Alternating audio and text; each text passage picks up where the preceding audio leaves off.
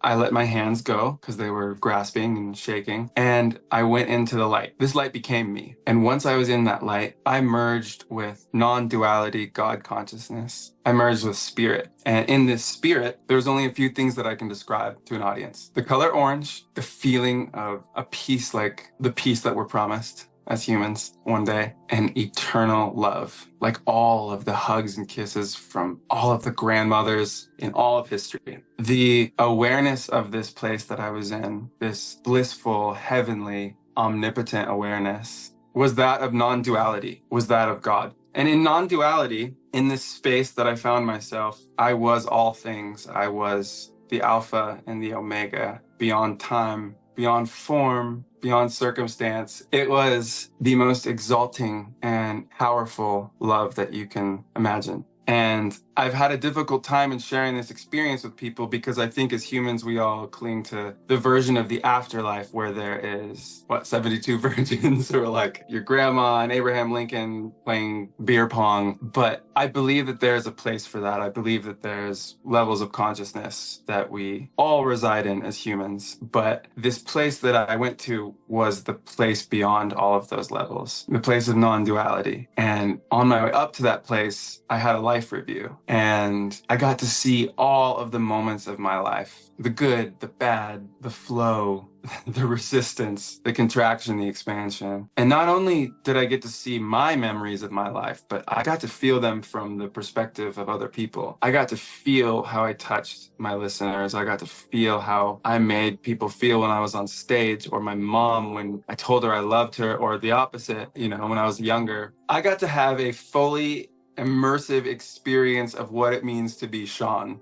And there was some stuff that was very hard to sit with and to look at, followed by this immediate forgiveness of a new memory of something so much simpler and more profound. And I realized in that moment of letting go that our life is just a journey of love, and all of our experiences are just how many steps removed or how far away from love you are. And I realized that the fabric of reality itself, creation itself, time, all of the forces that we identify with are God, and God is love. And when I finally was able to shed my own consciousness and cross over, I became God. I became that love.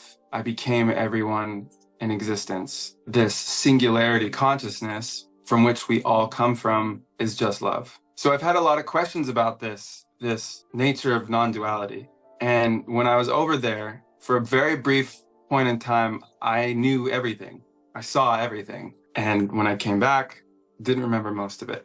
But I was given this very simple understanding of how the universe is and how it was created. We as humans can conceive of most levels of reality, but historically, we've only been able to attain most of them. And it goes as far back into prehistory, the pagans and stuff, and they believed in a mother and a father God. And that's duality, polarity. And I realized that as humans, we all come from a mother and a father, and it's only natural for us to believe that they are two separate people and that their love and the connection between the two of them wasn't a separate party, wasn't the actual thing that they were. And so what I discovered was that God created two, so God could experience thyself, so God could love thyself. And from two created polarity, and polarity created opposing forces, which created all of the events that unfolded to the Big Bang, the expansion, contraction, the harmony, disharmony, all at once. And everything was just birthed from there. And beyond all of this, there is just one.